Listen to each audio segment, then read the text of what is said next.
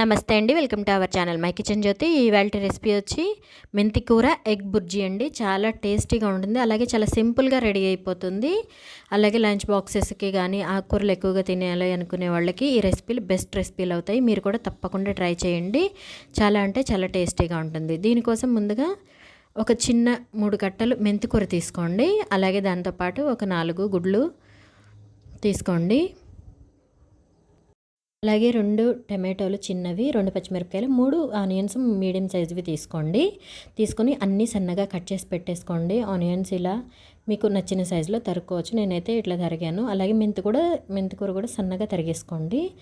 ఇప్పుడు స్టవ్ పైన ఒక బాండీ పెట్టుకొని ఒక 4 స్పూన్ల వరకు ఆయిల్ వేసుకోండి. ఆయిల్ కొద్దిగా హీట్ ఎక్కుతున్నప్పుడు ముందుగా రెడీ చేసి పెట్టుకున్న ఉల్లిపాయలు ఏవైతే ఉన్నాయో వాటిని కూడా యాడ్ చేసుకోండి. ఉల్లిపాయలని బాగా వేయించుకోండి. మరి రెడిష్ బ్రౌన్లోకి ఏమీ రానాల్సిన అవసరం లేదు. ట్రాన్స్పరెంట్ అయ్యి కొంచెం వాటర్ వదులుతూ ఉంటాయి కదా, ట్రాన్స్పరెంట్ కంటే కొంచెం ఎక్కువ వీడియోలో చూపిస్తాను చూడండి. ఉప్పు వేసుకోండి. ఒక 1/2 స్పూన్ వరకు ఉప్పు వేసుకుంటే త్వరగా మనకి ఉల్లిపాయలు వేగిపోతాయి. ఇలా కలుపుతూనే ఉండండి మీడియం ఫ్లేమ్లో పెట్టి, అప్పుడైతేనే త్వరగా వేగుతాయి. అలాగే ఈవెన్గా వేగుతాయి, మాడిపోకుండా ఉంటాయి అన్నమాట.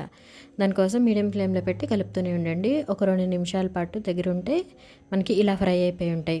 ఇప్పుడు ఈ స్టేజ్లో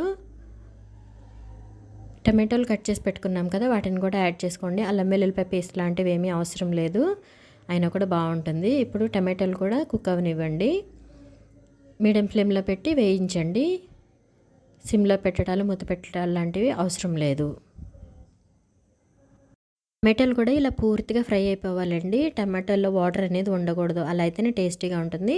ఇష్టం లేని వాళ్ళు టమాటా కూడా స్కిప్ చేసుకోవచ్చు, అయినా కూడా చాలా టేస్టీగా ఉంటుంది. ఇప్పుడు 1/2 స్పూన్ పసుపు వేసుకోండి. పసుపు ఒకసారి వేగేంత వరకు కలుపుకోండి, సరిపోతుంది. ఇలా పసుపు మొత్తం పూర్తిగా కలిసిపోయిన తర్వాత ముందుగా ఎగ్స్ తీసుకున్నాం కదా, ఒక 4, వాటన్నిటిని ఇలా వేసేయండి పగిలికొట్టి. ఇలా మొత్తం 4 ఎగ్స్ వేసేసుకున్న తర్వాత ఒకసారి కలపండి. ఎక్కువ కలపకండి, వీడియోలో చూపించిన విధంగా ఈ మాదిరిగా కలుపుకోండి. అప్పుడైతేనే మనకి మరీ చిన్న చిన్న పీసెస్ అయిపోకుండా బాగుంటాయి, కొంచెం పెద్ద ముక్కలుగా ఉంటాయి. మీకు లేదు బాగా చిన్నగా కావాలి అనుకున్న వాళ్ళు పూర్తిగా కలిపేసుకోండి. పూర్తిగా కలిపినప్పుడు చాలా బ్రేక్ అయిపోతాయి, చిన్న చిన్న ముక్కలు అవుతాయి, అలా కూడా బాగానే ఉంటుంది. మొత్తం ఇలా పూర్తిగా ఫ్రై అయిపోయి కలర్ మారుతూ కొంచెం రెడిష్లోకి మారుతూ ఉంటుంది. అప్పుడు పచ్చిమిరపకాయలు వేసుకోండి. పచ్చిమిరపకాయలు వేసుకొని 1 నిమిషం పాటు వేయించుకోండి. మరి ఎక్కువసేపు వేయించాల్సిన అవసరం లేదు. పచ్చిమిరపకాయల నుంచి వచ్చే ఘాటు ఫ్లేవర్ ఏదైతే ఉంటుందో అది ఇలా లాస్ట్లో వేసుకోవడం వల్ల మంచి టేస్ట్ని ఇస్తుంది. ఈ ప్రాసెస్ అంతా కూడా మీడియం ఫ్లేమ్లో పెట్టి మాత్రమే చేసుకోండి, అలా అయితేనే టేస్టీగా ఉంటుంది. కారం వేసినాక మాత్రం సిమ్లో పెట్టుకోండి. సిమ్లో పెట్టి 1 నిమిషం పాటు ఫ్రై చేయండి, సరిపోతుంది. కారం ఎక్కువ ఫ్రై అయినా మాడిపోతుంది, అంతగా టేస్ట్ని ఇవ్వదు. ఇలా 1 నిమిషం ఫ్రై అయిన తర్వాత మెంతి ఆకు వేసేసుకోండి. మెంతి ఆకుని బాగా కలపండి. పూర్తిగా ఫ్రై అయ్యేంత వరకు మీడియం ఫ్లేమ్లో పెట్టి వేయించండి. అప్పుడైతే మరి వాటర్గా అయిపోకుండా త్వరగా వేగుతుందనమాట. లాస్ట్లో కొద్దిగా ఒక 1/2 స్పూన్ గరం మసాలా వేసుకోండి. దీనికి అల్లం వెల్లుల్లిపాయ లాంటివి పెద్దగా బాగోవు, గరం మసాలా మాత్రమే టేస్ట్ని ఇస్తుంది, అది కూడా లాస్ట్లో. మీకు ఈ స్టేజ్లో ఉప్పు ఏమైనా తగ్గింది అనుకుంటే అడ్జస్ట్ చేసుకోండి. అడ్జస్ట్ చేసుకొని 1 నిమిషం పాటు ఫ్రై చేయండి, సరిపోతుంది.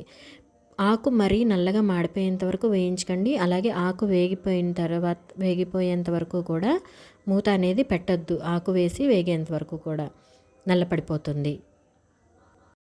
ఆకు నల్లగా అయిపోతే చూడటానికి అంత లుక్ ఉండదు, అలాగే మరీ వేగిపోయినా దాని టేస్ట్ కూడా మారిపోతుంది, ఫ్లేవర్ కూడా మారిపోతుంది.